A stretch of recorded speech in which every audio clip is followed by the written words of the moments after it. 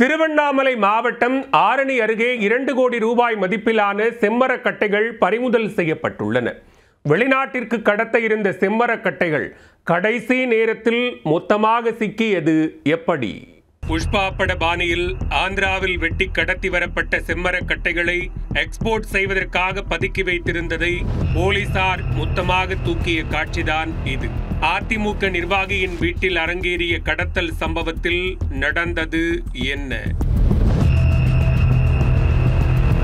திருவண்ணாமலை மாவட்டம் ஆரணியைச் சேர்ந்தவர் MC ரவி. அதிமுக மேற்கு ஆரணி ஒன்றிய கவுன்சிலராக இருந்த இவர் தற்போது மாவட்ட பிரதிநிதியாக உள்ளார். மேல்நகர் கிராமத்தில் ரவிக்கு சொந்தமான வீடு ஒன்று உள்ளது. இந்த வீட்டில் போலீசார் மற்றும் வருவாய்த்துறையினர் திடீர் சோதனையில் ஈடுபட்டனர்.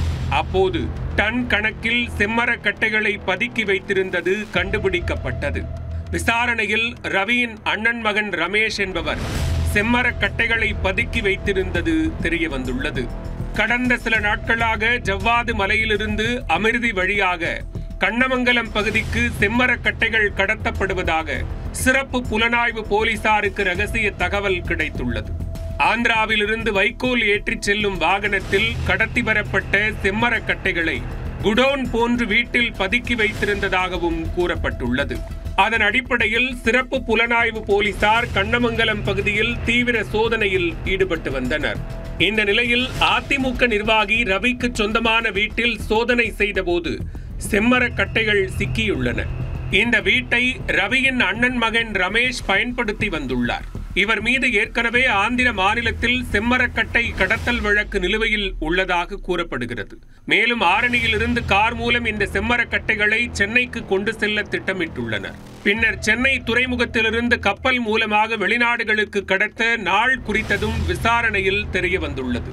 அதற்குள் உஷாரான போலீசார் 2 கோடி ரூபாய் மதிப்பிலான செம்மரக்கட்டைகளை மொத்தமாக பறிமுதல் செய்துள்ளனர். இது தொடர்பாக வழக்கு பதிவு செய்த போலீசார் ரமேஷ், அவரின் நண்பர்கள் பாஷா, தினேஷ், MGR ஆகியோரை பிடிக்க தீவிர தேடுதல் வேட்டையில் இறங்கியுள்ளனர்.